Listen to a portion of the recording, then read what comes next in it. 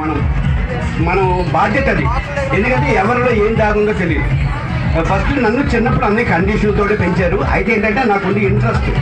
నేను వైఎంహెచ్ఆర్లోనే ఎక్కువ శాతం గడిపాను. ఎవరేమనుకున్నా సరే చింతామణి నాటకం అప్పుడులో ఫేమస్ బాగా. అలాగే ఈ అదే మన ఈ పౌరాణికం జానపదం అన్నీ అక్కడే ఉండేవాడిని 24 గంటలు. నేను పెద్ద పెద్ద వాళ్ళతో వర్క్ చేశాను తల్లి. కాబట్టి నాకు ఇంట్రెస్ట్ అనమాట. అందుకనే నేను తమిళ ఇండస్ట్రీకి వెళ్ళిపోయాను ఫస్ట్. అందుకంటే అప్పుడు ఇండస్ట్రీ అంతా తమిళ్లో ఉండేది. అక్కడ తమిళనాడులో చెన్నైలో ఉండేది. కాబట్టి అక్కడే పనిచేశాను, పని నేర్చుకున్నాను, యాక్టింగ్ నేర్చుకున్నాను బాగా. ఇప్పుడు మంచి మంచి సినిమాలు చేస్తున్నాను. ఈ మధ్యకాలంలో చిరంజీవి గారి గాడ్ ఫాదర్లో యాక్ట్ చేశాను. అలాగే అనుభవించే రాజాను సినిమాలో యాక్ట్ చేశాను.